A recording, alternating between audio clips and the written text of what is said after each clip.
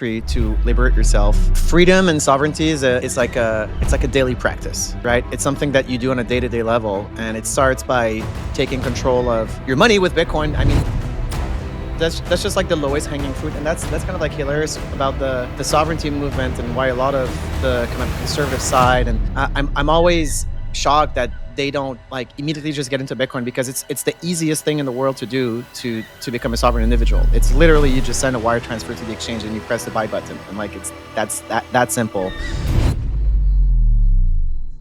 Welcome back to CBP, joined by the one and only Francis Pouliot. I mean, we were talking about your glasses before. Do you want to tell people why you're wearing the glasses? I don't really care about the blue light that much. It's just it's like a vintage, like 1970s California filter, like those Instagram filters, like the sepia filter, and the whole world just looks, like the color green with the orange glasses is just amazing. And I live in the jungle, and the green is just pops out. It's great.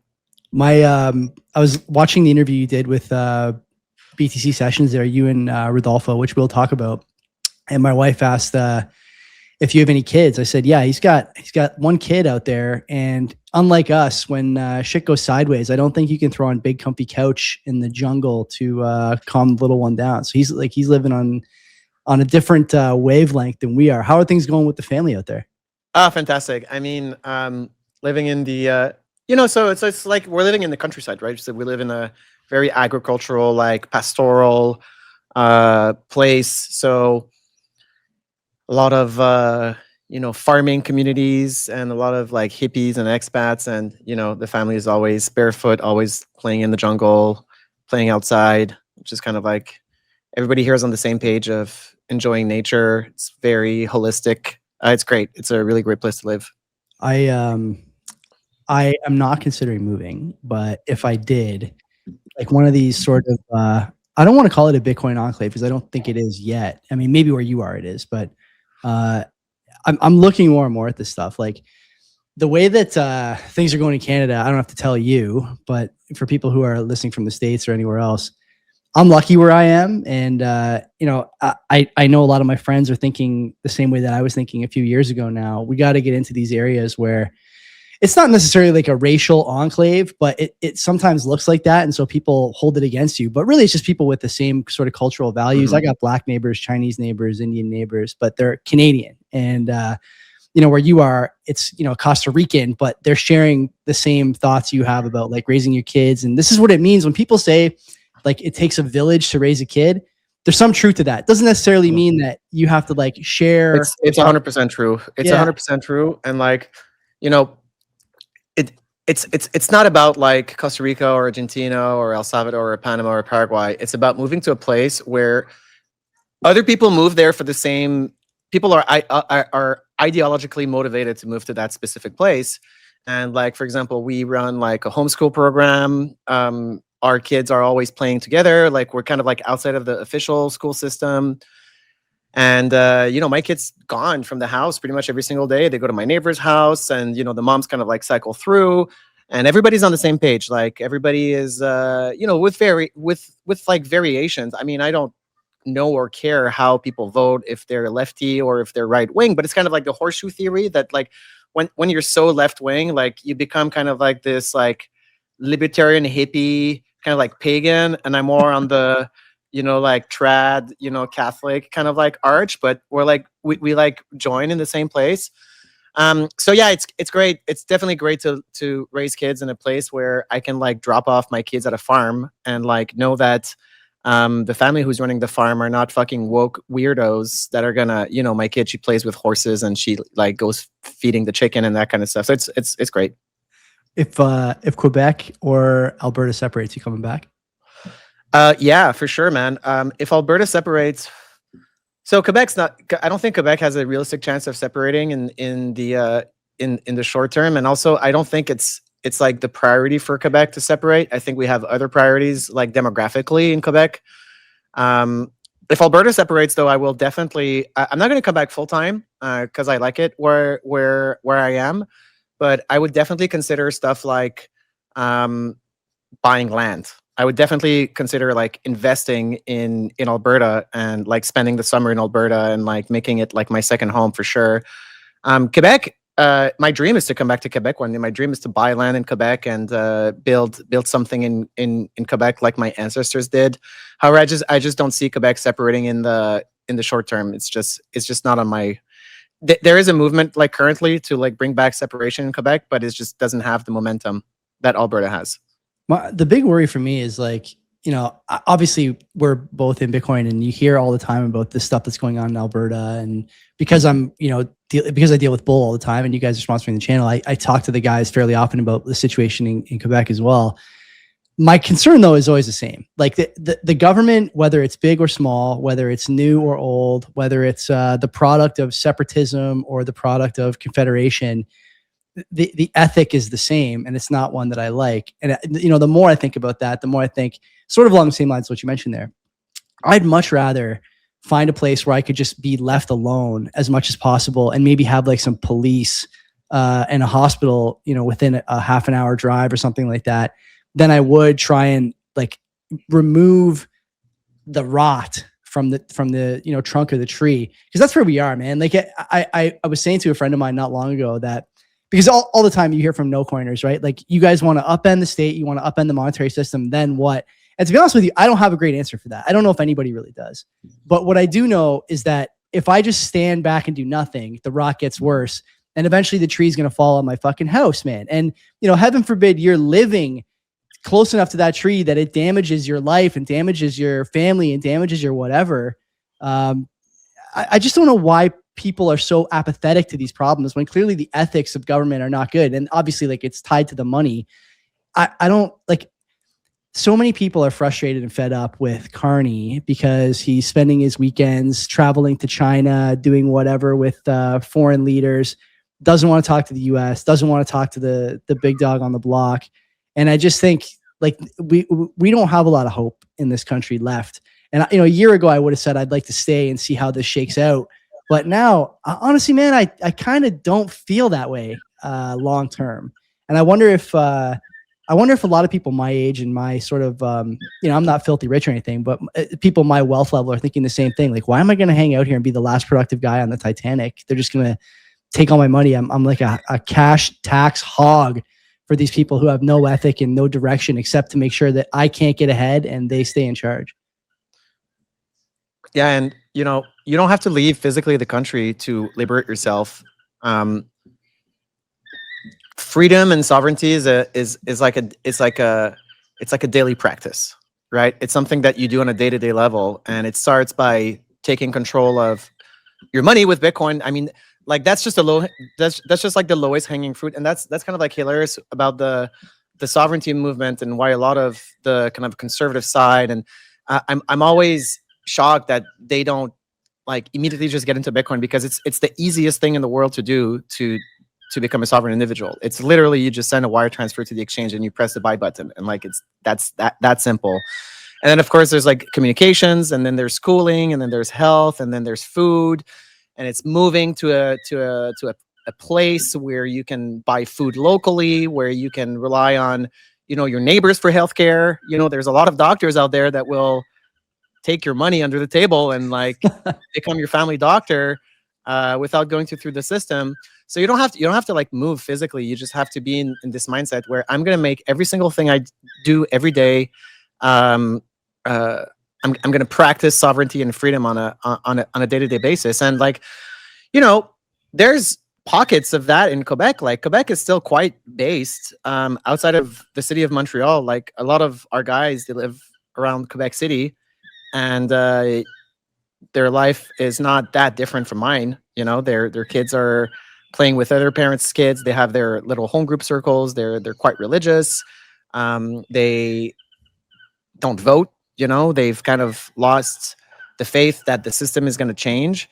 And, you know, like, for example, if Quebec separates, nothing's going to change in Quebec. The reason why I want Quebec to separate, first and foremost, actually, it's very accelerationist. Like, the Quebec system is so rotted, and it's rotted in a different way than the Canadian system is rotted, because Quebec is more of a tight-knit society. We don't have the same demographic issues that the rest of Canada has. Like, despite I saw some statistics about like how Quebec is still like 75% white, and like, most of that is like French Canadian. I think it's a lot more than that. I actually think it's like more like 82, 83%. Like everybody kind of knows each other.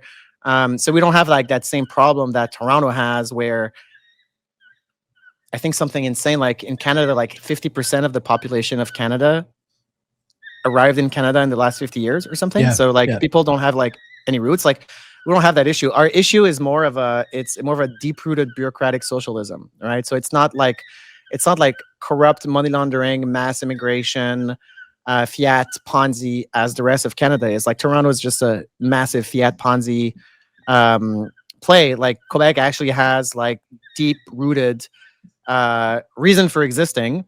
It's just a fully bloated social. It's a classic fully bloated socialist state. So if Quebec separates, I think what's immediately going to happen is the economy will collapse. I'm very, very certain that the Quebec economy will crash. I think investment will flee.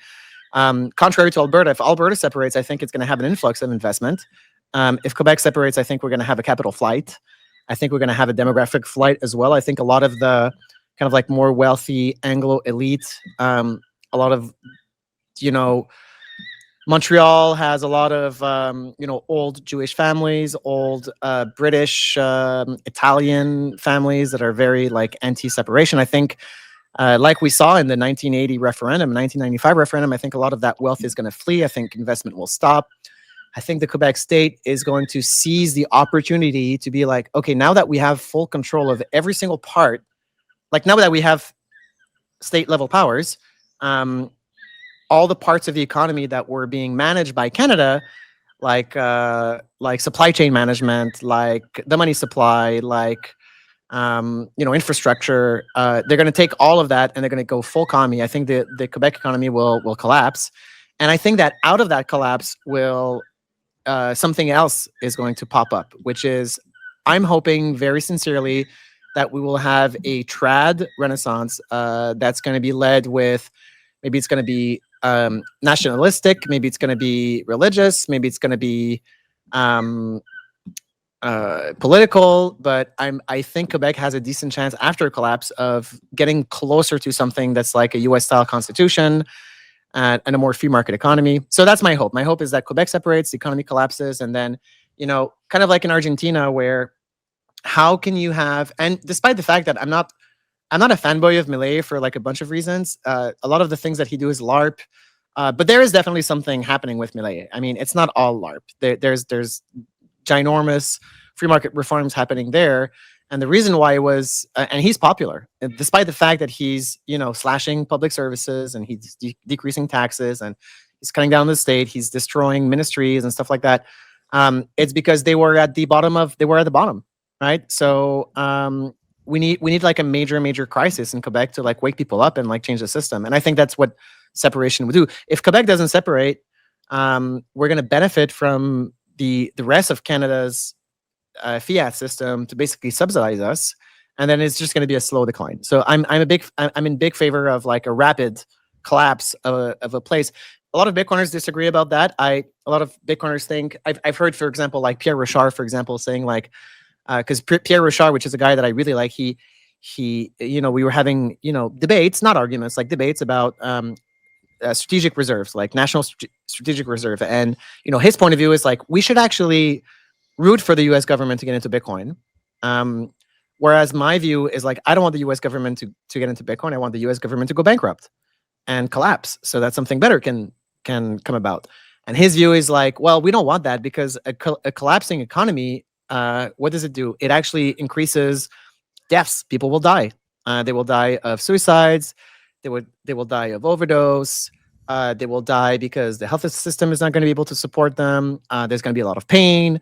There's going to be a lot of divorces. Sounds familiar, by the way. That's the Canadian situation now. A lot of people would argue. Yeah. 100%. And that's like a reasonable view to have. It's like, I don't want the system to collapse because there's a lot of collateral damage by people who are not responsible for this system being broken. Just like everyday people, the cost of their food is gonna spike, and they're gonna struggle. So we need to save the system because we don't want that pain to happen. Whereas I'm more in the camp of like, you know, I'm thinking more in like a multi-generational view where it's like I and it okay, maybe it's a little shitty for me to say because I'm not poor and I'm not going to suffer from a Quebec collapse because I don't live there. And even if I did, I would be fine. It's mostly the poor people and you know the middle class that's going to suffer. But I think it's better for everyone if we have like a 10 to 15 year economic depression and a lot of hardship. Um, but our children and our grandchildren have the opportunity to live in a utopian world. Like and if you combine that with okay, now we have all these technologies that are coming about, like AI is making everything more efficient. The internet is blowing up. I mean, it's been blowing up for like 20 years, but like everything is digital. We can have this amazing gains of efficiency in food production and everything. You know, like our kids could, longevity, space travel, like all sorts of crazy shit. Like our kids can live in like this amazing utopian society. Um, but I think only if we accept some suffering in the short term. The problem I have, I agree with a lot of the stuff you said there. The issue for me is not in the idea, it's in the execution. And part of the reason I think it's unlikely that we go through this sort of like renaissance anytime soon, like even 15 years is too soon, is because it's my belief that, I don't know if I've ever shared this on the show, but I'll share it now. It's my belief that when people talk about, the state trying to prevent upward mobility or prevent social cohesion or prevent these things from, taking hold and people improving their situation, I do think there's some economic rationale behind that for the state. I get why they want to do that, but I think there's actually a bigger problem that they're trying to prevent, and it's the rise of a great man. The things you're talking about require a great man, and oftentimes, as is the case all through history, if someone is, X the great, chances are they are alongside of their great achievements a monster in a lot of ways. And right now, we're just not creating monsters. We don't have the environment to create monsters. We are truly in, the thick of this weak men create hard times era. And so I want to ask you, do you think that, the men and women who are going to lead this ideological shift, do you think they're already born? Are they not born yet? Where are they? I look at guys like you and other Bitcoiners, and I think, okay, like this guy gets it. He's in a position where he can influence the discussion, but I still see like we are deeply, deeply siloed in this like bubble where everything we say to each other, it clicks right away. But you take this to basically any major metropolitan area, which you will need to, for lack of a better term, convert to make this a reality. And people look at you like you're nuts. Not because not necessarily because they disagree, Francis, but I think at least in part because they're jealous that they couldn't, move the crowd. You know what I mean? They don't want to see someone else move the crowd if they can't do it. Where do you come down on all this stuff? This great man theory and what the state is doing to prevent one from rising? Fully agree.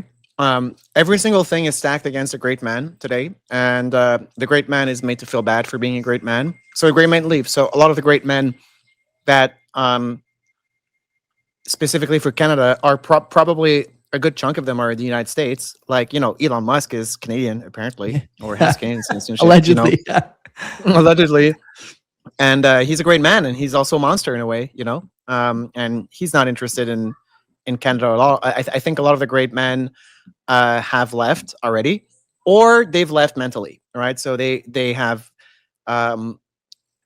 if you look at, for example, like both the Ayn Rand books, Atlas Shrugged and The Fountainhead, like the guy who runs the newspaper in The Fountainhead, he's a great man, and he has decided to be a great man in private. I can't remember the name. His name is Wyatt, I think. Have you read the Fountainhead? I haven't read Fountainhead, no. Right. Or like an Atlas Shrugged type scenario where all the great men are out there building their business, like not caring at all about politics because they feel disdain and contempt for the normies that are, they don't have love. They don't have love for the average person anymore because of stuff like, and contemporarily, that's stuff like COVID, for example, right? It's hard to have love for the average man in the post-COVID era. where, you know, the average person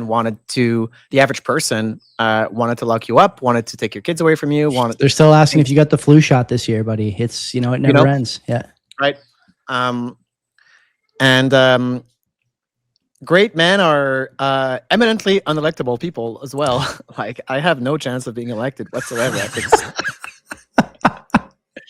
Don't ask me if I'm going to run for office. I cannot run for office. You know, I've got a Twitter history that prevents me from running for office. And great men don't usually, you know, rise out of democracy as well. You know, great men rise out of revolutions and conflicts. Yeah. And I think we've for the last like 50 years, like the idea of a revolution happened, like an armed conflict, like a civil war, like a revolution, is completely out. It's completely out of people's minds.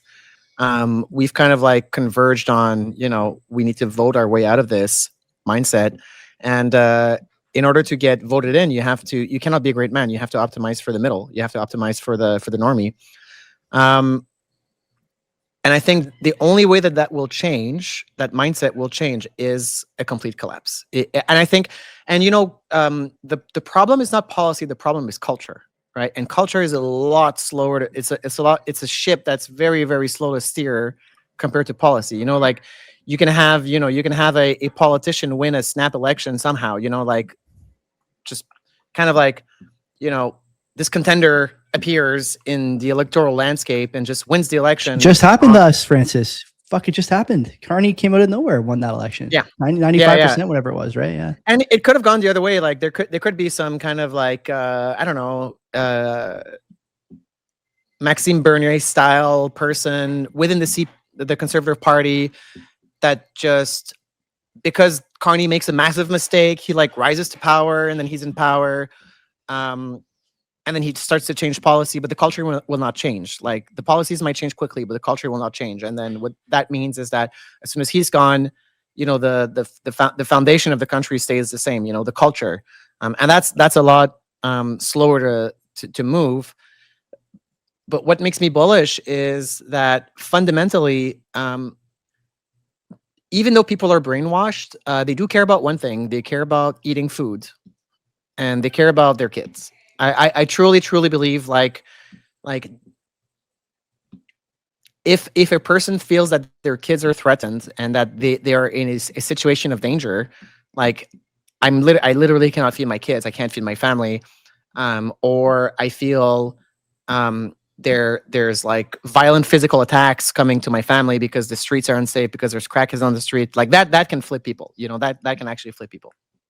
I think that's true. I want to ask you if you think that the durability of the culture that you're referencing there, is that really forced upon people by government, or is that something that's grassroots? I know my stance on this has changed over the years. I used to think that this like super durable culture was a product of, you know, government influence. But the more I look at, like, again, to talk about immigration a bit, if you look at cultural tendencies, much more so than language, much more so than marital, much more so than almost anything else, cultural tendencies are extremely durable amidst peoples and jurisdictions. And, you know, I wonder if Canada, even if you get the rise of the great man, you know, you're still talking like generations and generations. You need like multiple generations of great men who are working with each other, overlapping year after year, term after term, to turn things around. I just wonder if there's even a chance it could happen now. When I think about whether or not I'm going to move, for example, you know, I think about places like where you are in Costa Rica and even in El Salvador, where clearly like the people there always wanted something else, but couldn't get it because of government. Here, it feels like people want the worst possible thing and have no intention of changing. And I just, you know, it bothers me. I want to talk a bit about the great man thing in a different vein. Rodolfo Novak of CoinKite has gone NIM, basically. He has no pictures anywhere. I'll say on air here, when stuff started to drop about that Linux age verification, OS level age verification, I said to Len, I see Rodolfo tweeting about this. Let's see if he wants to come on sometime this week for like 40 minutes and talk about it. He said, yeah, no problem. No camera. And I didn't know if that was just a new thing or whatever. And then I went looking for a picture of him and couldn't find one. And asked a few other people. Obviously, he just did the show with Ben and you, and he's Nim there too. Where do you come down on something like OPSEC in Bitcoin these days? I don't think we're quite Mad Max, but here in Canada, I mean, the crime rate is through the roof in major metropolitan areas. The US is the same. If you're not getting killed by a drug addict, you're getting killed by a radical Muslim. And, over and over and over again, we're being taught this lesson of, if you are a public figure, it'll come at a cost on a long enough timeline. And yet here we both are, speaking with our faces and our names. Where do you come down on this?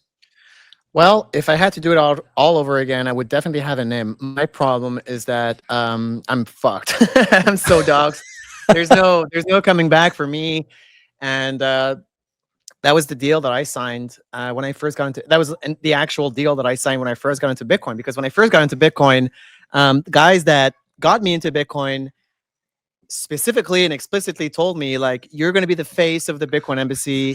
We don't want to be public. And I was kind of a naive guy. I was like, I want to be public. I want to be known, and I want to be the guy that goes on TV and does all that kind of stuff. And like, I'm completely screwed. So, it of course it concerns me. That's my biggest concern. My biggest concern is the public nature of my face and my name.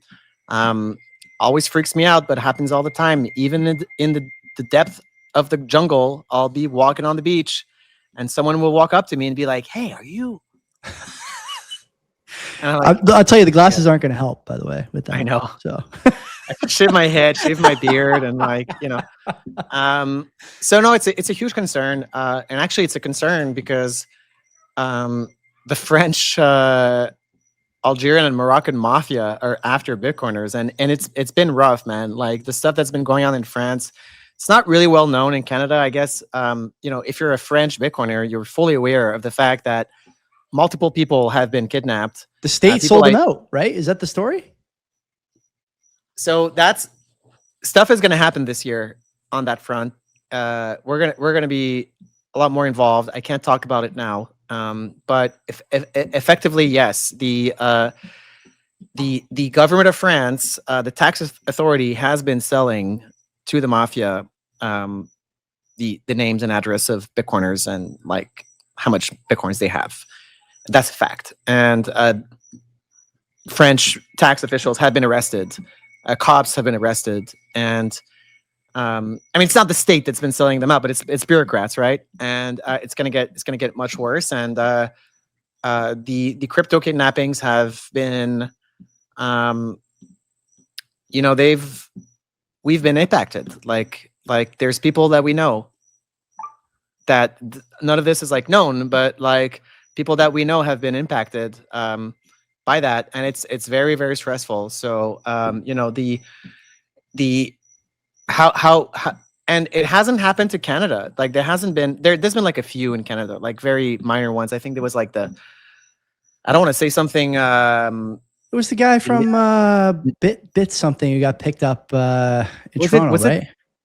It wasn't Netcoins. It wasn't Index. It was like another one. No. I know who you're talking about, but I can't remember the Quick. I don't know. Anyway, there was someone in Canada that was kidnapped. There's a guy in Montreal that got kidnapped and murdered, but he was a crypto scammer, so not going to share a tear on him for him. But there's like a lot of just not even like big OGs, like just regular people that have a decent enough stash, like random people that have been targeted in France.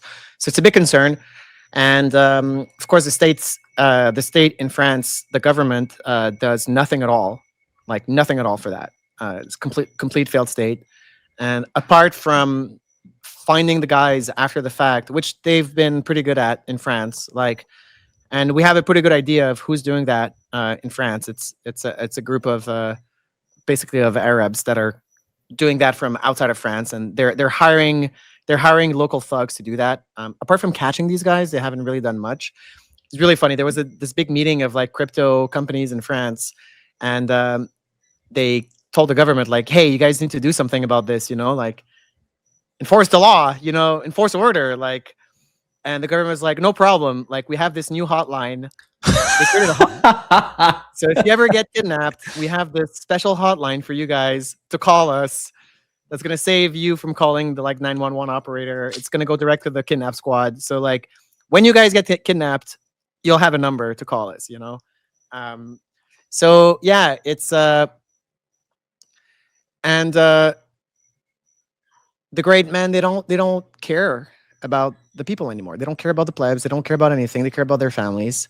And, you know, I think what makes me different from a lot of these guys and from a lot of these great men that are doing great things on their own with their business or with their communities somewhere else is like, and that's why I think Quebec might be a little different, is that we have a very, very deep, very, very ancient rooted blood tie and attachment to the land that a lot of places don't have.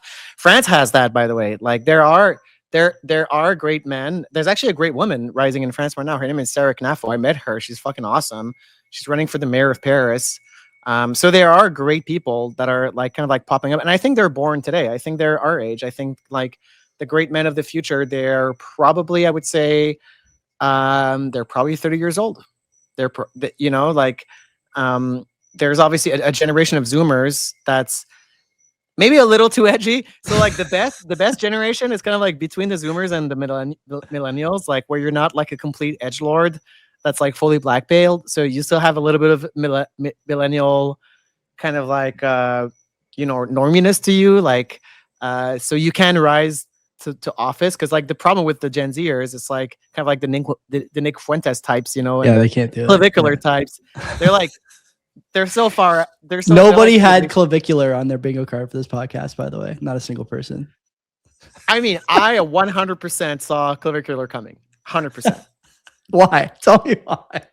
For people who don't know, this is the guy who like hits his head with a hammer, right? To like beef up his cheekbones or his jawbones. He hits himself somewhere around here. I forget what the story is with this guy, but so clavicular is probably the wrong example because he's fucking cringe, and you know, but he's a phenomenon. But I think that a lot of things are downstream from ethics, from aesthetics. Sorry. Okay. So there's this really good quote. I can't remember who said it, but aesthetics is the mother of ethics.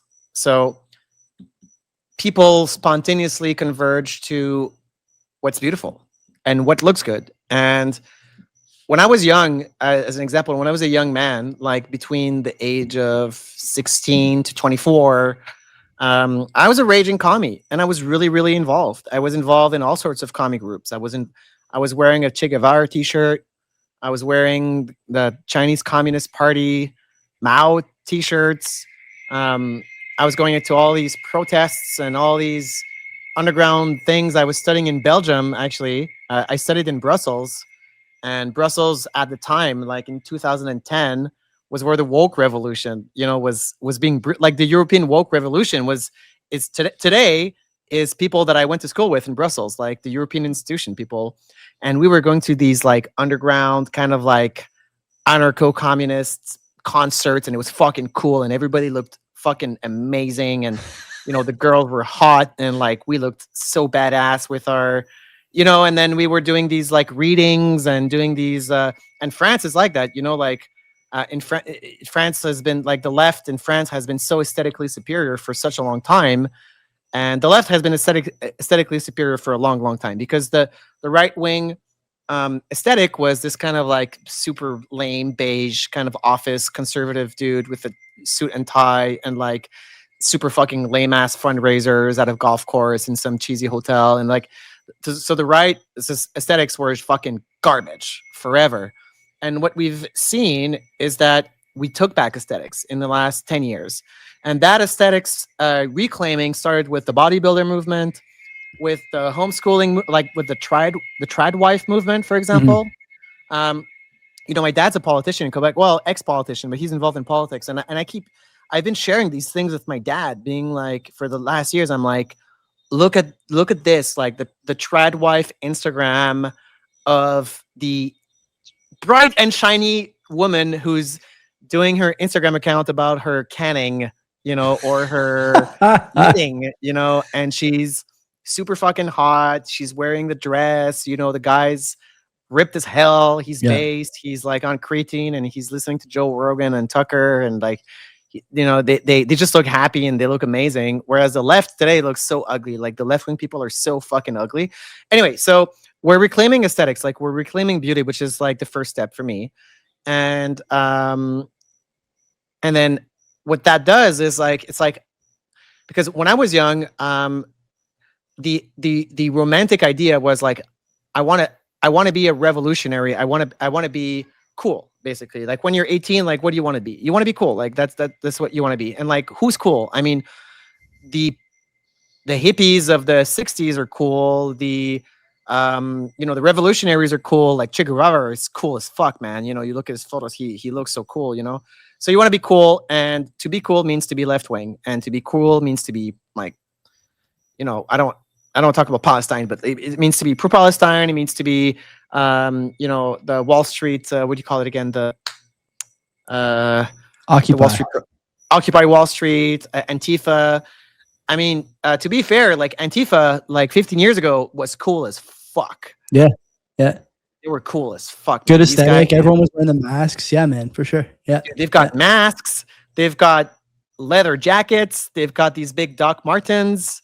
You know, they've got the knuckles, you know, and now they're fucking so disgusting. They're so ugly, you know, they're all trans fucking losers. They're But gross, what they're fat. changed? Like, can you, okay, so what I'm hearing is it's like the cool ethic of the day comes from who the hot aesthetic, you know, whatever, who's your beacon, right? So, because really nothing changed in terms of the aesthetic of Antifa until all the people involved became ugly, right? So like what really was the aesthetic? Was the aesthetic ever the knuckles and the jackets, or was it that the girl with the dirty dreadlocks, you know, had a sleeper build underneath the long leather jacket, and the guy who was you know, holding the sign you know, had 20-inch biceps? Like what was really the root there? Was it the costume, or was it the character underneath? And if it was the character underneath, then like what does aesthetic really mean? If it's just the hottest guy, hottest girl, then can they do anything and make it cool? Like, are we really that flexible? We are we are kind of that flexible. I mean, but there's like a real underlying ethic at the very, very, very bottom of that, which is for example, the modern right-wing ethic is again, I think like strongly linked to the bodybuilder movement, which is like Greek ancient mythology, like strong man, like being ripped. But I think there's also a contrarian flow, an ebb and flow, where to be contrarian today is to be right wing, right? Like when you're young, right? Because your parents are left wing, your parents are lame boomers, and like not only that, but like the older kids. So you're like 22, the older kids are like 32 or something. And I mean older kids by like, you know, when you were 10, they were like 20. The So you generation interacted before with you. them, Yeah. right? Yeah. So like the mid generation, like what we call like the, you know, like your soccer coach, you know what I mean? Like the older kid. They're all lame ass millennials, you know, and you want to be different from that. And how are you different from them? You want to be the opposite of whatever the people who are 10 years older than you are. You want to be the opposite of that. And but I think like it's not going to be a permanent ebb and flow, because things are more sticky, right? So for example, like the traditional family is more sticky than the weird polyamorous or divorced parent Yeah. fad of, Buying the baby and pretending you were pregnant in the hospital. Yeah. All that right. shit. Yeah. So these things are more fads than like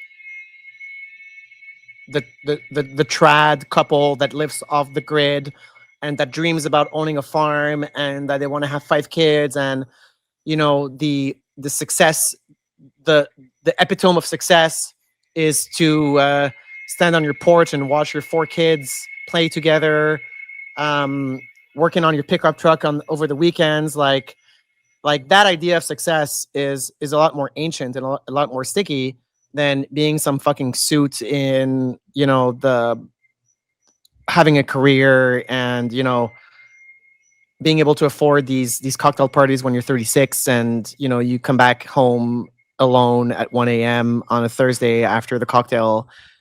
So these ideas are like way more sticky than modern. So I think like we've kind of like diverged, right, culturally, with this fad of like women's liberation, of modernity, of diversity, of everything that has to do with fiat culture. And I think we're swinging back through this contrarian. It's driven, I think, primarily by contrarianism, but I think it's going to stay. I think it's going to stay because it's sticky. I think you're right about a lot of that. And the reason I asked about the sort of like attractiveness element is because you mentioned Fuentes. I don't know if you saw, this was probably like 6 months ago at this point when he really got hot out of nowhere there. The picture that New York Magazine used of him. Fuentes is like a mousy looking kid. And you see that picture in Nick, and I showed it to my wife. Like, I watch Fuentes from time to time. And I showed it to my wife. I said, this is the picture they went with. And it's like a different guy. He looks like something out of a military magazine. Guy's got a square fucking jaw. Looks like he's got a big ass head, and he's like leading a charge. Got the jacket on, and I thought like even the left cannot resist the aesthetic pull of what is hot in the moment. And even though this kid is not traditionally attractive, they tried their best to make him look that way, and they took a lot of shit for that, by the way, because I think a lot of people, whether they admit it or not, know that the fat blue hair, person who throws orange juice at the loo, they're not like the person anyone wants to get behind. One of the reasons I think that governments now, by the way, are like so keen on getting into like private chats and making sure they're watching everything you're doing, saying at all times, and why they care so much about kids on social media. This is ostensibly what they care about. There's a lot of side effects to that are going to benefit them too that they don't talk about, but I do think they want the kids big time, because kids are very easily influenced and their instincts are exactly as you're describing. They go to what looks cool, and governments by their very nature can never identify what looks cool. It takes one to know one, and they aren't one for sure. Yeah. And Fuentes is an interesting case because I also saw him coming from miles away. I've actually been, watching his show for, I don't know, like two and a half years. It's a crazy show he's got, like in the middle of the night Eastern time, and there's 500,000 people after a major event in the States watching it live. Absolutely insane. And like I haven't watched him in a while. I don't watch him that much anymore, but like I watched him out of just complete awe of his aura, which, and again, I'm not like a fanboy, but because I think I have aura, so I don't care. But I was like, oh my God, he's the only commentator that I've seen that has aura, and the aura is dripping off of him. You know what I mean? Totally. And it comes obviously from his confidence, right? And his confidence comes from the fact that, and also from like not giving a fuck, from being a compulsive contrarian. You know what I mean? So when I look at the Gen Zers, what I also see, by the way, that's also why I'm very positive about the future of culture, because I don't have a lot of Gen Zer friends. The closest that I have is Guillaume, which you know well. Love Guillaume. Yeah, love Guillaume. And Guillaume's like my, for those who don't know Guillaume's a Gen Zer that works at Bull, and he's been working at Bull for fucking 7 years. You got him when he was in his formative phase, so he never developed any of the Gen Z like qualities. No, I got him as an intern when he was in university as a business school student, and I got him as an intern, and he just never quit Bull. He just stayed at Bull forever since his second year, I think. I'm not even sure if he graduated. But I look at him, and I have some insight on his group of friends and like his lifestyle. And these are like really religious people. They're very, very based, and they're very funny, and they love making fun of the left, and they're, again, super cool, no fucks given, and they're taking over. You look at polls about like view, and there was this poll that I saw, which was shocking to me, like completely shocking, which was views on homosexuality. Which, to be blunt, I have nothing against gay people at all. I really don't. I mean, that's probably because I grew up as a millennial, and I have a lot of gay friends, so I don't see homosexuality as a problem. Actually, a lot of the gay guys that I know are super fucking based.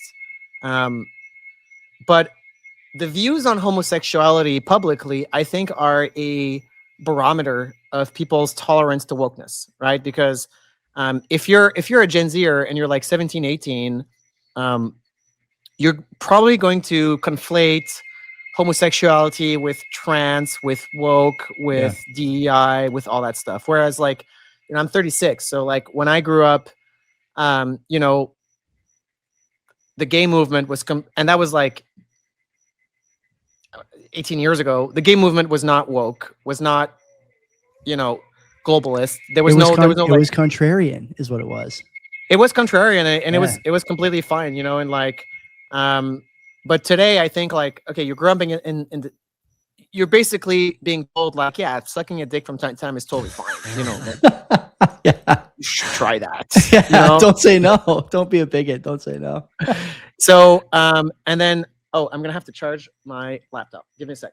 It's a tradition like no other. Around I know. 45 minutes for you to plug your laptop in, so no problem. People are expecting that. They're probably wondering actually how we're still talking without an issue. Saw it coming because I'm gonna turn off my very expensive camera. There we go. There you are. Okay, perfect, great. I don't remember where do we leave? What were you saying? I forget what you were saying. I was talking about homosexuality and the views on homosexuality, which I unfortunately see as being a barometer for wokeness. And I want to pull up this stat that I saw about, I forget what it was. The public's views on homosexuality, I think you were saying. Yeah. I'd be curious because it seems to me like that stat was it was so mind blowing. It was like unbelievably. Is it a public view that is favorable or a public view that is less favorable? Before you very tell bad, me, very unfavorable. That'd be my guess too. Now it was very unfavorable for Gen Zers, and I think it was something so bad. It was something like, the poll was like, how would you feel if your best friend told you he was gay? And it was comparing from like 2005 to 2025 amongst Gen Zers, amongst like people 18. And like, I think it was like going from like 20% 10 years ago, like I would have a problem with that, to like 65%. It's crazy. I would have a problem with that. It was insane. Do you think the thing is, people don't get that it's cyclical, right? When I see stories about like poll results of this nature, it's okay. Well, we have to get Gen Z off of social media because they're becoming radicalized. Well, no, it's cyclical in part. And also I think that most Gen Zers are probably sick of all the diaspora politics they see, and they view this as another brand of diaspora politics. This block votes one way, it's against me, and now I disapprove of this. It has nothing to do with the practices, I don't think, necessarily. You know who has the best ethics in Quebec politics? I've been sharing this in a bunch of group chats to Alberta people, because the one thing that Alberta separatists do not have is the aesthetics. The Alberta separatist movement is lacking some Madex brand guidance. Yeah, I agree. I'll be honest. Yeah, it's very lame. Madex has been doing a good job trying to like create branding and swag. It's a lot of very vanilla. The Quebec. I'm eating. Sorry, I didn't eat all day. The Quebec movement. There's this group in Quebec called Nouvelle Alliance. Yeah. And I found Nouvelle Alliance. I don't know how on the interweb. I'm now part of their Telegram group. With my name, and I'm like, I love these guys. I love them so much because they have a degree of aesthetic, which is. I'm gonna look this up while you're talking. Nouvelle kind of like the wide Nouvelle Alliance. You just look up their website and you just see right away, and like on their That's dope. Twitter. This is dope. It's a bunch of blonde young girls with blue dress with flowers, and then you have the guys that have like these, almost like gobbles, like Nazi looking suits, Yeah. Yeah. and then they've got the aviator like leather jackets, and they all wear ties when they go to a protest, and they're waving these like blue kind of like flares, and then Even they the media stuff looks great. Like these visuals are awesome. Yeah. the photos are amazing, HD quality, the videos are on point, and then they do these rallies where they're gonna like restore, they like do stuff like, we're gonna restore an old historic building in Quebec over the weekend because we care about our heritage, and we're gonna get rid of these horrible graffitis of Antifa like downtown Montreal. They're great. And like when I see that, I'm like, if I was 18 years old, I would see that and I'd be like, I'm gonna fucking join that group. Like they look so awesome. They look so cool. And you look at what's the opposite? Like the globe. So the globalists, wokies, are so deeply uncool. It's like unbelievable. They're super uncool, but your point about the separatists is good too. Like I can't remember the guy's name who was talking to Vashi Kapellos a little while ago, and he like pasted her online or in an interview, but I can't remember his name. But the separatist movement in Alberta is like, it's like the uncool oil sands guy, like the boomer oil sands guy, the Gen X oil sands guy, and he's like, he still thinks the cowboy hat is cool. He still thinks.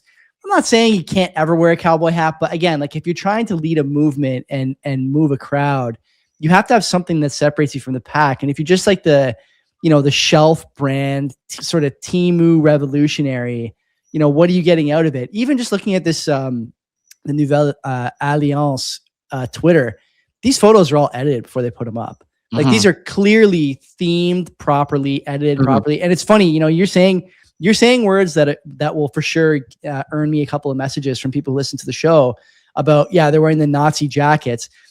Wearing the Nazi jacket is an aesthetic quality. You can agree or disagree with Nazi ideology, but everyone knows what a Nazi looks like. Everyone knows what those Nazi rallies looked like. And that was an aesthetic brand that was consistent. It was effective. And other than Nike, how many other brands have stood the test of time for that long? Not many. There isn't many around, In fact, that brand was so persistent that drawing that symbol now will earn you a call from human resources. That's how consistent and persistent that branding was. It was crazy, very effective, very effective. And if you look at those photos, which should I share my screen and show some photos? You can do it if you want. Yeah, I don't know. Do you know how to do it on this? I don't know if I can do that. It's underneath the chat. You can do it. I think it'll go to my end, and then I'll put it up on the screen. Share screen. Let's share the screen. Show the viewers some photos of the. Andreas is gonna love this when he's editing the video. He's gonna have to go through all sorts of shit. There we go. All right. So Nouvelle Alliance. Let's see. What does it look like? The new stuff. The new stuff. Go down and look at the one that set of photos right there is killer. Like that's heavily edited. It's meant like, look at that. I mean, are we serious about this? They look so much better than the Canadian ones, like the Second Sons. Like I was like, the Second Sons look so cringe. They're so lame. I'm sorry, guys. I'm sure you guys are cool, but like, did you see their logo too? It's like a barbell or something, and like boxing gloves and shit like that. Look at that. Boom. Yeah. Boom. Yeah. Let's go. And then there's like I'm not gonna share my Telegram. But like, yeah, look at that. Look at that. Look at her. That's well done. Hello. It's well done. Hello. Orange glasses. Come on. Sweet. Look at him looking so solemn. Like they bring out the color palette in these photos is really well done. Yeah. You can't beat this, man. And I think like honestly, there's a lesson for Bitcoiners here. How old are they? Look at their age. I know. Look at their age, man. They're all like early 20s. He's a bit older, but like, yeah. Have you seen Dominion? Have you seen Dominion Society on Twitter? Oh, I like these guys. I like these guys. We were gonna have Daniel Tyree on, and for reasons I won't share, we decided against it. Okay. And one of the reasons that I'll take it down. One of the reasons, I like those guys, and I think to your point about the aesthetic, they have the aesthetic right. The messaging I don't necessarily agree with 100%, and so it's hard for me to put them on air. But the lesson here is that whether you agree with the message or not, to be effective in making a change to a deeply entrenched system, people have to look at you and like what they see. By the way, they don't have to like that they like what they see. Okay. This is the other thing that people need to realize. You don't have a choice. Okay. You and I are both married. My wife is like taller than me, red hair. People don't like redheads. That's fine. I love redheads. I don't know what your wife looks like, but the things about your wife people will not find attractive. You are like, I'm in on that. You don't know why you're in on it. Much the same as people who look at some of these pictures go, yeah, like there's something like visually appealing here, even though I don't agree that we should be, returning to tradition, rejecting modernity, whatever. But you may find that to get your foot in the door, that's the way to do it. So I love this point about aesthetic being upstream from ethic. It's like a no-brainer once you think about it, but no one is talking like this. And it's even more powerful. So what's been the driving force of destruction of Western civilization and the socialization of the economy? I'm sorry to say it's women. Sorry. Tell me more. I mean, why not? This is why I got the whiskey before we started, because I knew this was going to happen. It's the women. The women vote. The women vote for the left. Gyno-fascism is the name we call it. Women vote for the left. Women vote for mass immigration.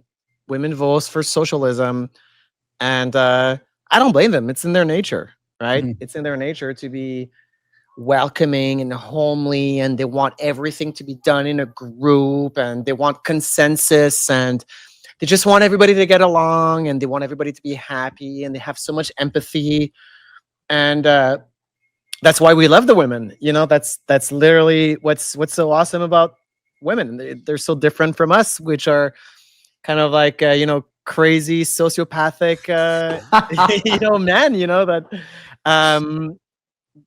That they're so different from us, and but it is undeniable that women vote overwhelmingly for socialism and mass immigration. Because of their, I would say, genetic and ancient predisposition to those things, and they are a lot more influenced by aesthetics than we are, and that's. I don't think that's being misogynistic. I think that's just being realistic. Not at all. And by the way, any woman who you become close with, your wife, or if you have like a long-term girlfriend and you share those thoughts, they will be open and vulnerable with you and tell you that they agree. They don't know why they do it. They do it. Yeah. Of course. And why was Trudeau elected? Had great hair. That's why. How? I don't know what I don't know what the split between men and women were for Trudeau, but I'm sure it was something insane. I'm sure it was like. Well, you've seen the polls like of what would happen if like only. Carney's a good-looking guy as well. I mean, Carney is not an ugly fuck. Do you want to hear a story? Do you know who Stockwell Day is? I know who he is. I don't know what he looks like. He was the conservative, whatever. Yeah, tried to start a new party, and when Mark Carney was the Bank of Canada governor, they were coming back from Davos. Harper, Day, and Carney needed a ride back to Ottawa. So they gave him a ride. And on the plane, Carney told everyone that he thought he looked like Daniel Craig's James Bond. I mean, he's a good looking guy for sure. Yeah, no doubt. The aesthetic works for him, right? Yeah. It's funny. Like when you so the swimming upstream against like a million years of instinct and sort of purpose for women is funny. I'll share a story again. I've had a glass of whiskey here, so why not? When my wife went back to work after we had our daughter, 13, 14 months, for the record, I did not want her to go back to work. I still do not want her to go to work, but that's a different story for another time.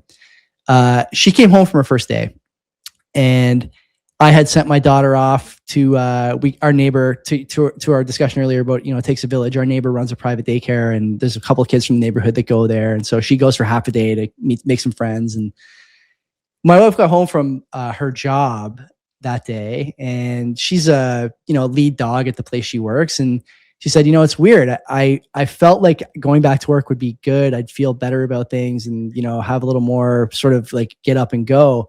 But I got to work and like, I just don't feel like I'm as important there as I was before. And then I come home and like, you don't have any stories about like our daughter giving you a hard time. And so now I'm not really as important here. And it's like, what am I doing? And I told her, I'm like, this is what I've been saying forever. Okay. There's millions of years of things that have happened to both genders that don't come from nowhere. Okay. My instinct is to do things to support the family. Your instinct should be to like be the heart of the household and, you know, pat me on my head and help me build my kingdom or whatever.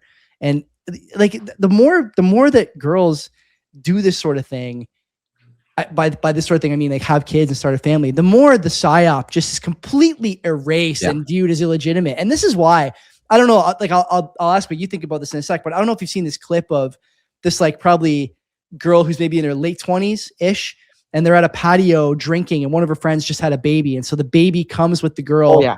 And the girl holds the baby and is like, I've never wanted a kid. She starts crying and talking about how she wants kids. And it's like, yeah, you're back to factory settings when you hold a baby. And it's I got news for you. It's not a 9 to 5. It's not posting on Instagram in your bikini. It's being a mother. It's like being a matriarch. This is what you're built for. And it's, by the way, it's a calling that we cannot fulfill on our side.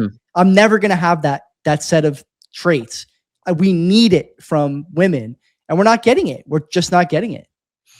I love women so much, man. And like one of the we gotta pull that clip. So in Costa Rica, oh, by the way, there's a movie coming out called the Hummingbird Prophecy, which is a movie about Bitcoin jungle, which is made by my good friend Paul Keating and Matt. Paul, yeah. Okay. Matt is a movie director from Toronto. Nice. The movie's been in the works for 4 years. It's a real movie. It's not a documentary. It's a real fucking documentary.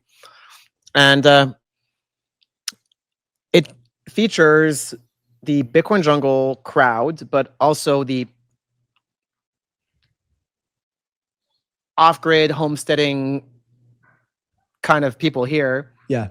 And it features quite heavily the fact that everyone that I know is pregnant or has multiple kids. And this phenomenon of, if you're like being like, all the women want more kids, and it's so cool to have kids. And like when I moved here, you know, with my wife here, like we were the only ones who didn't have kids, you know. Like that's not true. Paul didn't have a kid at the time. Paul now has a daughter. But all of our friends had kids, and we were all having kids, and we all wanted kids. And it's like this, the birth rate amongst the Bitcoin jungle crowd is off the charts. You guys are above replacement, you think? Yeah. It's got to be like 3.5 kids per family or something. It's like totally insane. Speaking of which, hello. You want to say hi to Joey? Shy. Oh, not on camera though.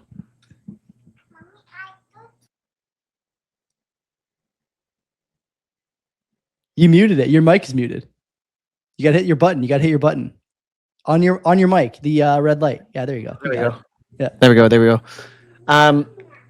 So yeah, that video was amazing to me because like and you know, I've talked to girls that are in the startup space, right? So there are a lot of women went into the startup space when I got into startup space. So like 2013, 14, 15, it was very, very trendy to have like female founders, and a lot of female founders were in fintech or AI or health tech or all that kind of stuff. And I have seen some massive mega burnouts. I've seen some women that were like in their early 30s, and they're like, what the fuck am I doing? Like, this is not making me happy at all. And but also like demographically, like voting wise, you know, that's what's been driving a lot of the problems. And I hate to say it. How do you fix it? You can't, it's easy for like the Fuentes crowd to say, we have to not allow women to vote. That's not feasible. It's not feasible. Yeah. So family vote is one way. The other way I think that works, honestly, is like it's not about, God, we're going to get into trouble here, but whatever. The other thing is that you know sort of what the predisposition is. It's your job as the like man in the house to influence the outcomes, not only your own outcomes, but those outcomes for your wife and your kids and all those things. And so, like, you know, when I met my wife, we were both liberal. In 2016, I switched, and it took her a few years. But as you mentioned there, once you start seeing the repercussions of the way you've been voting, it's very easy to convince you that you've been voting the wrong way. So whether it's immigration or crime or drug use or whatever, you know, it's easy to convince you that you've gotten that wrong. And to your point about pregnancy being contagious, my wife got pregnant. All our friends are either pregnant or have kids now. And we're going to go through a second round pretty soon. And by the way, the left's worst nightmare is mothers, because mothers vote conservative. Like you said, they vote to protect 100%. Their kids and to protect their culture. And that's a nightmare for them. They can't have that. That's part of the reason they villainize strong men. Yeah, and you're right that the problem might not be women voting; it's probably single women voting, actually. Yeah, you know, my wife's not going to listen to this podcast, so I'm free to say whatever I want. but if your woman is not subtly and gradually just adopting your political views, without realizing that they're your views and they're not her views because they're so obviously like the right view to have, I think there's a problem, and I think there's an issue, and I think like that's that. I'm not a relationship expert, but I would say like after 4 years, 5 years, if you have deep philosophical and political divergences, I mean, that's a problem. That's definitely a problem. Yeah. Right. Because, and I'm not brainwashing her at all. You know, she just thinks that whatever I think, and maybe there's like, I'm taking some of her views, you know, on health and on other things, on, you know, like yoga and some of that stuff as well, that I now think are totally normal views. But if you're not converging spontaneously, I mean, you know, she's not converging to you spontaneously to those views. I mean, there's a problem. There's I don't think that can last. And I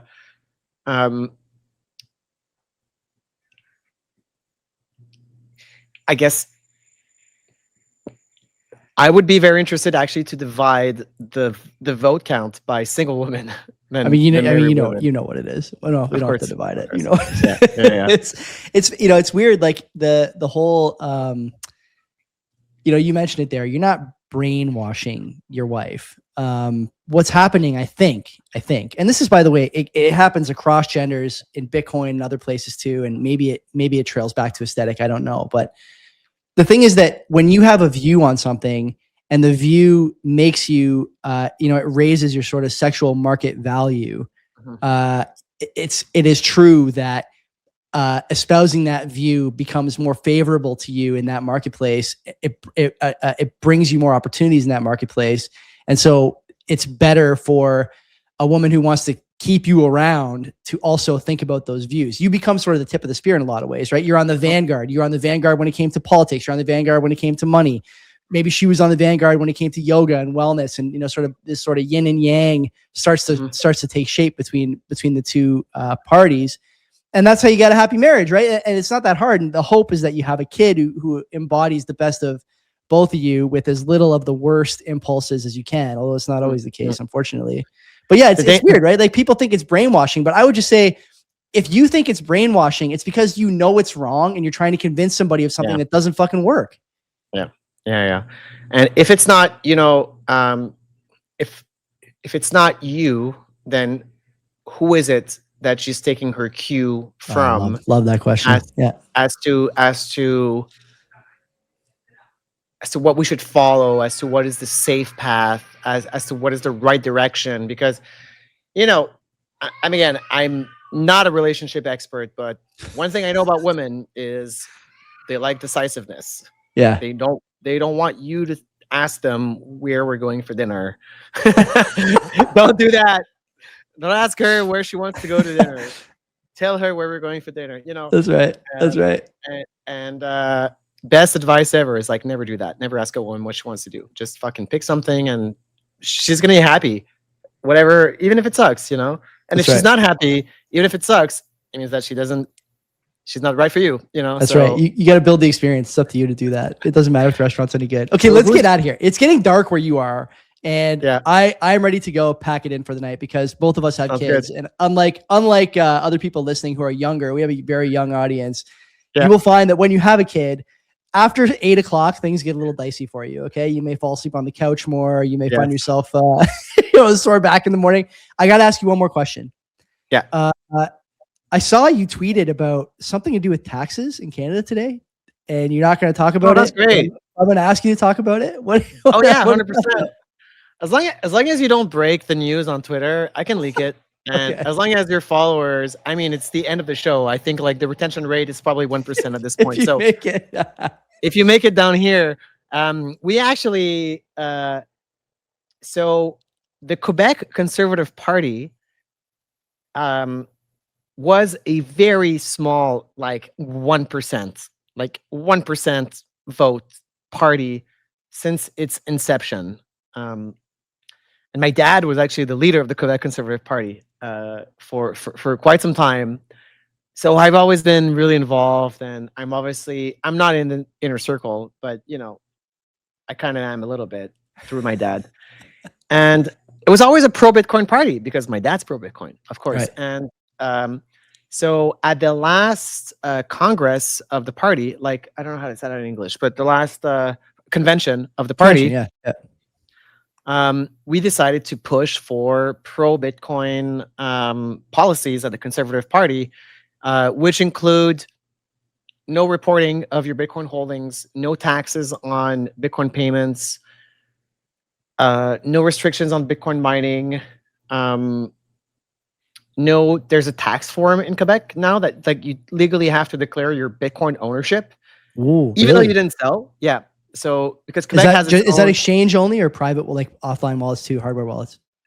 No, everything. Wow. Like and Quebec has its own tax agency. So that's not CRA, that's Revenue Quebec. Okay. So we proposed this set of pro Bitcoin policies, which are the ones that I liked, which is basically they're very simple. It's like no capital gains, don't declare your Bitcoin, and don't stop Bitcoin mining. And that was passed. So now the Conservative Party of Quebec is officially advocating, and if they were to get elected, part of their mandate would be to remove capital gains on Bitcoin payments and remove all blockings and remove all reporting. And what's interesting is that they're polling at 17% now. Really? Yeah, they're polling at 17%, and they're projected to win out of 125 seats. We're projected to win 17, I think, seats is like what the projections are, which would make it third behind the separatists and the liberals. But that can change pretty quick. That can change pretty quick because it's very tight in a lot of ridings. So, you know, on the low end, I think we're going to get, and now they have 0 seats, like 0 of 125. It's basically the PPC, a little bit less anti-immigration and a little bit more libertarian. It's the Quebec Conservatives are literally like libertarian. Okay. They're full-blown libertarian party. They're just called conservative because there's a little bit of a, you know, trad kind of component to it as well. Sure. So they're not like cringe libertarian, you know, internet losers. They're like real traditional conservative people. So that's, I mean, that's been passed like a month and a half ago or something, and then we just didn't announce it because we were busy. So we're going to announce that. But I think out of all the political parties that have been pro Bitcoin, you know, like the de minimis exemption in the US is not guaranteed to pass at all. No. In fact, as we've seen in the last 2 days, Coinbase is lobbying against that, and you know, maybe it's not gonna pass at all. And like Argentina still has like capital gains on Bitcoin. Like which country in the world does not have capital gains on Bitcoin? There's like Portugal has like a, you know, Germany has a capital gains exemption if you hold for 2 years. I mean, there's no place in the world where it's basically like, no, like there's just no taxes if you Yeah, you spend can't free Bitcoin. spend almost anywhere. Yeah. And there's no limit on that policy. There's no like amount limit. It's like if you spend Bitcoin, if you sell Bitcoin, Bitcoin is money. If you sell or spend Bitcoin, it's not a capital gain transaction. And there's a bunch of other little smaller policies about like the right to self custody and some other shit that's it's not real. But yeah, so a wise man once said that if you're worried about capital gains on Bitcoin, you should try not being a pussy. Someone said that once, right? I mean, I don't know anything about that? Where is that guy today? I don't live in Quebec, so I don't care. And by the way, most Canadians. So now that we have clients in multiple countries, and I get to interact with Bitcoiners in a lot of countries, I'm going to say that the Canadians are the least pussy of. Well, Canadians are not as big pussies as other countries. I'll say that. So Canadians are pretty base, but I can't say anything. But what I'll say is like, if you're buying a coffee with Lightning, like, come on. Anyway, but people they're afraid of that. They're scared, man. And we get all sorts of questions like, hey, like, I bought these tickets to the, Montreal Bitcoin conference 11 months ago. What do you guys recommend? Like, should I get a special tax attorney for that? Like, how do I account for that? Guillaume can help you with that in the support chat. It's very quick. It's like, yeah, do you also do that for that time that you were in like Jamaica and you tipped a waiter with cash? Like, do you also do that? Anyway, so that's great. That's great. And like, what's cool about that is like that party has since the beginning been filled with Bitcoiners, very niche, very, very like PPC level niche. Mm-hmm. But now they're no longer PPC level niche. Now they're mainstream. 17's big. Yeah. 17's big. And 17 is not that far from 31.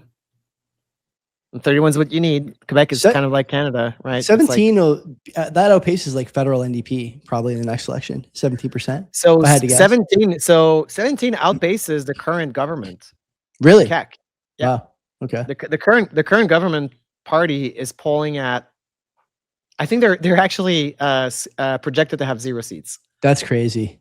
It's just a huge turnaround. Like you said, like anything can happen. These things happen so fast sometimes. Yeah. So what's really interesting is that the two contenders are the separatists and the conservatives. Mm. And I have 0 influence at all.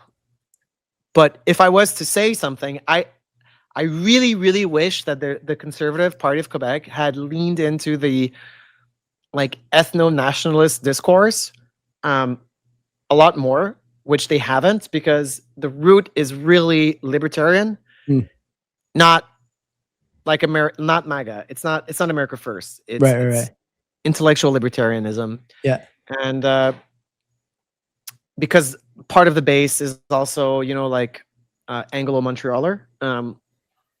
Because typically these are, a lot of the libertarians are Anglo-Montrealers. Sure.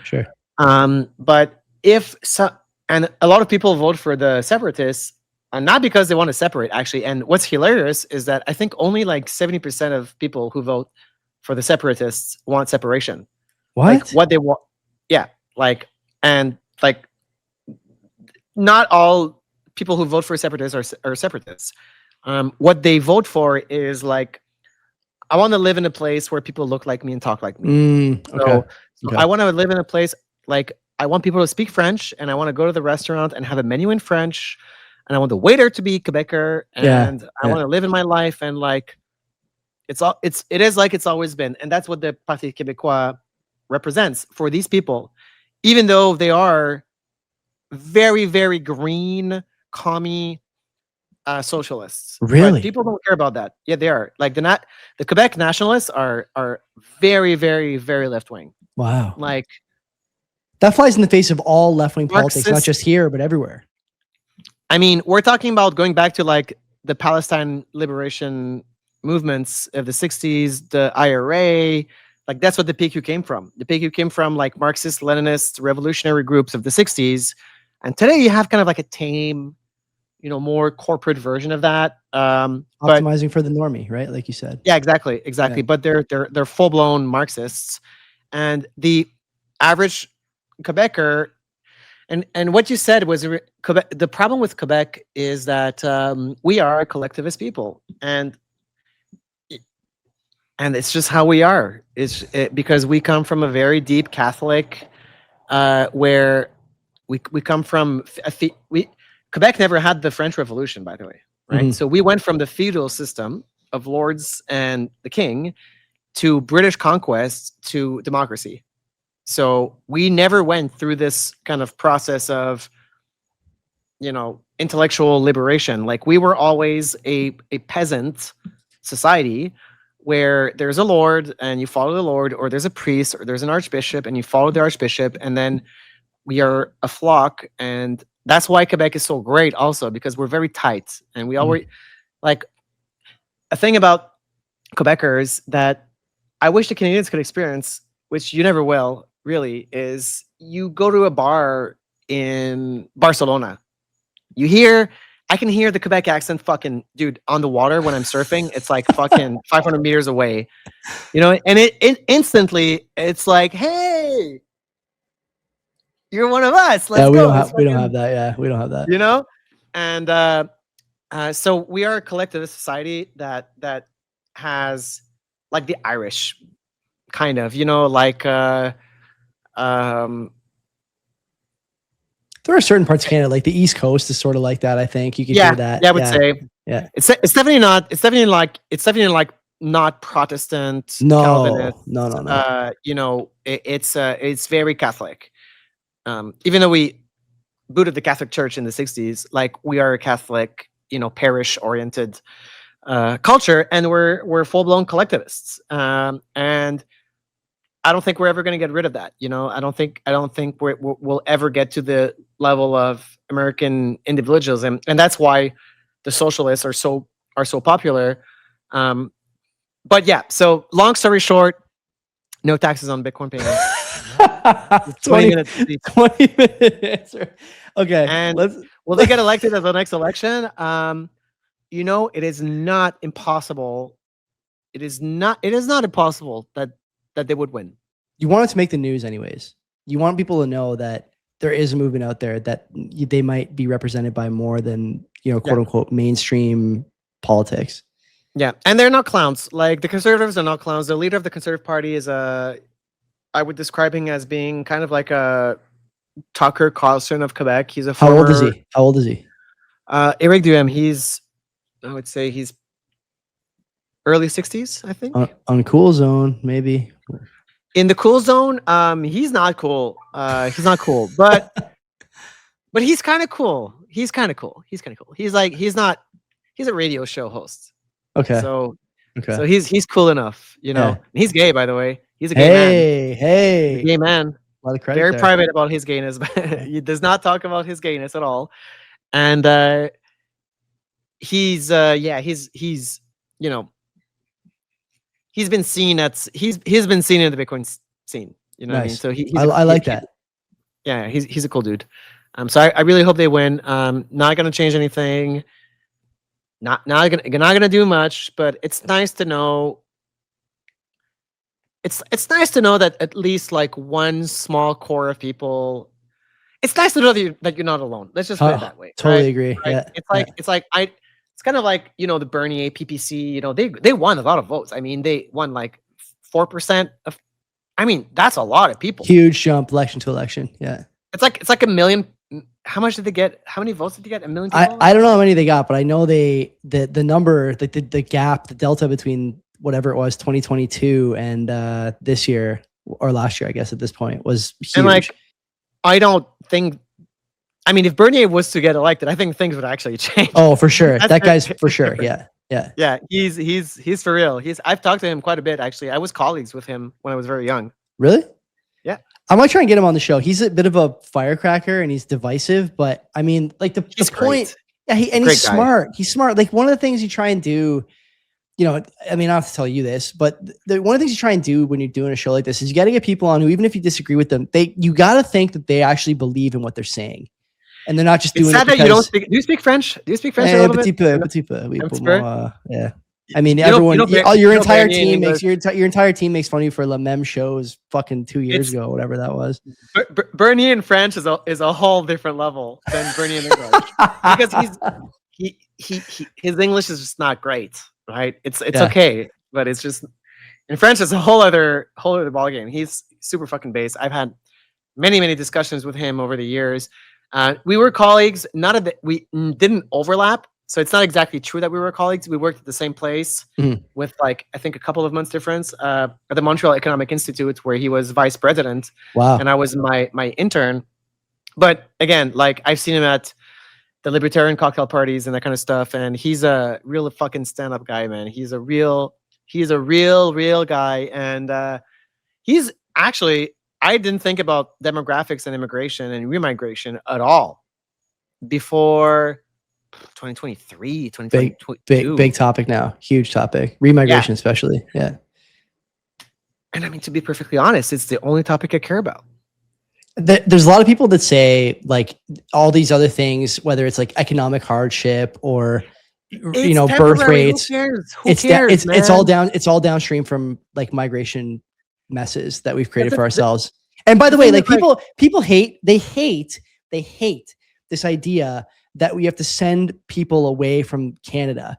Like, I just want to remind people Why? that all throughout history, okay, whether you agree with that or not, all throughout history, whatever idea you think is extreme, the idea that comes after it is so much worse than what you think is extreme now. And like, I don't know whether remigration will catch on. I have no idea. But all I know is that everyone I talk to knows about it. And I work in a place where no one is allowed to talk about that kind of thing. And I have friends where no one wants to talk about it when their wife is around, when their kids are around. But everyone I know in every private conversation, and much like many of you, many new group chats have popped up with one or two less people than the big group chat over the last 2 years. And this is what comes up in those group chats now. I think this in is Quebec, the only thing. Again, in Quebec, I think it's a little different because the thing is, so one thing that's really interesting about Quebec that people need to understand is that the other day I was doing my family, like I actually we have a family ancestry.ca account where I saw these tweets you put out. Oh my God. And then, it goes back in a straight line to my ancestor. And then we're always looking for me and my uncle, like documents and like photos of tombstones and stuff like that to add to the tree. And then I was trying to like, do the actual exponential tree, like, two parents, 4 grandparents, 8, 16, 32, 64. Yeah. So that tree goes really big. And then I went to like 6th generation before my browser crashed. And then you know what I saw? I saw so like, what am I made of? Like, what is the recipe for Francis? Mhm. And the recipe is literally every single person that I know, Paquette, Mercier, like literally like the names in my tree are like the names of Bull Bitcoin employees, all of my friends.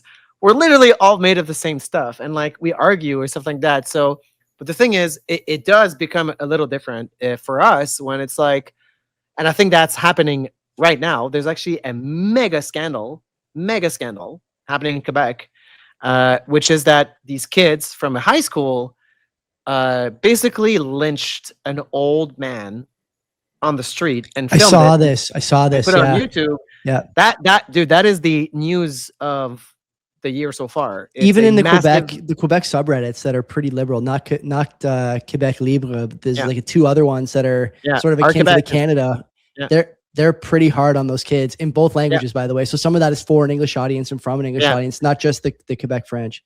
And it is so un-Quebecer as a behavior because Quebecers are very soft. They're very docile, very like Britishy Northwest France types, like very polite, not Italian, not Irish, not Portuguese, not south of France, like very, very soft people, like that speak loud and that are very polite and very, very nice, very peaceful people as general. Like the Haitian, North African, Not like the French, by the way. We're not like the French. Like that is very different from the French.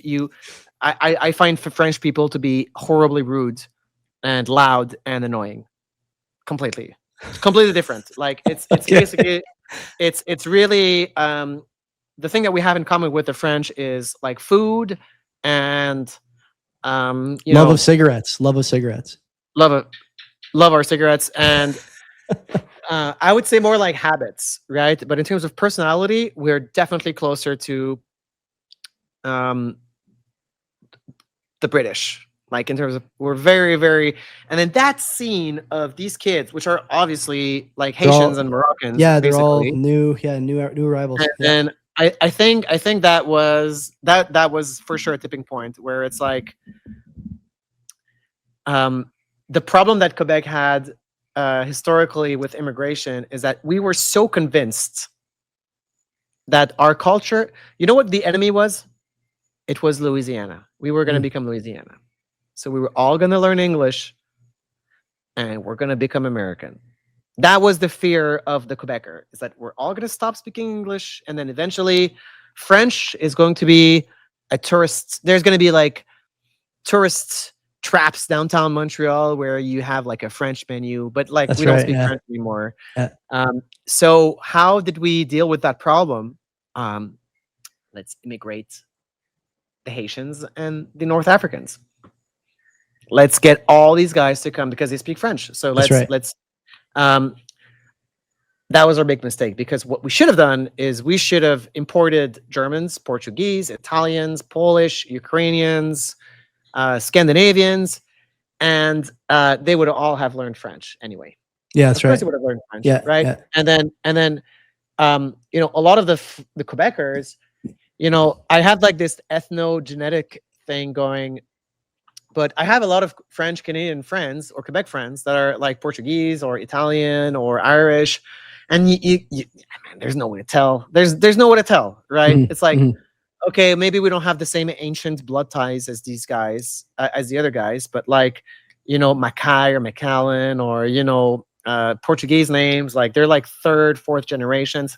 They're they don't even know that they're not Quebecois. Like if I tell them that you're not Quebecois, they're gonna be like, "What the fuck are you talking about?" You know, they fully, but like the North Africans and the Haitians and the Africans. Um, when I grew up, there was a bunch of Arabs and Africans and Haitians in school because all of them spoke French, Mhm. and it was great. It Yeah. was great, and good friends still, But the difference was like when in 2002 or 2001 when I got into high school, Quebec was still like 94%, European. Yeah. And then okay, like you got a bunch of Arab friends, and they're cool actually. They're super. But it exotic, does, yeah, it doesn't matter because the overwhelming majority is still like that same sort of like hardened, durable Yeah. culture. Yeah, exactly. Yeah. And there's no choice but to assimilate into that culture. And by the way, like again, people who listen to this show won't necessarily say this, but I think like so many people are afraid to say these things because the first thing they think is someone's going to call me a racist. Like, Francis and I are around the same age. We grew up with, it was like a Benetton ad at my school. It's a Benetton ad where I work. It's a Benetton ad in my neighborhood. I don't care about that. What I care about is like, do you care about the culture? Will you defend the things that made you want to come here when times call for you to defend those things? Or will you become part of the diaspora from which you came? And you can't risk these things. And by the way, we keep on hearing, I tweeted this today, that we keep on hearing that the only thing that's going to save me from low birth rates is bringing in more villagers from the third world. Meanwhile, China, what are they doing? Putting in the opposite policy, right? If you come here, you got to speak Chinese. If you don't speak Chinese, you can't stay. That to me is so easy to do. And if you want to, keep your culture, keep your religion, whatever, at your house, go for it. But there is not going to be any more. They don't want to hear. They don't want to hear the actual solution to the birth rate. You can't flip the switch. Don't flip the switch. You can't. You can't talk. You can't talk about women in the workplace. That's for sure. I mean, come on, like it's a big problem, dude. It's a big problem. It's a symptom of the money problem. Are women not having babies? I know. Can we not fucking say it? I know. everyone knows this. Women especially know it, by the way. You know, it's not a mystery. I was watching And a lot of them, yeah. and sometimes you see these videos of like the women, they're like, I really wish I could have a baby, but like me and my boyfriend, we're fucking broke. We can't afford it. We can't afford it. Exactly. And like, and PSYOP, by the way, you can't afford it. It's not that expensive. Yeah, you're true, 100%. It's cope, and it's a psyop, but at the same time, it's not true, but it's understandable why you would feel that way, right? Yeah, it's totally understandable why you would feel that way, and like, all right, I think enough cancellation for today, Jerry. Tell people where they can. I can't be canceled. Tell people where they can hear more of your opinions online. Where can they find your family tree? Where can they hear more of your opinions on women in the workplace? Just follow me on Twitter at Francis Pouliot _. That's right. And make sure you fucking say it that way. We're out of here. Take care of yourselves. All right.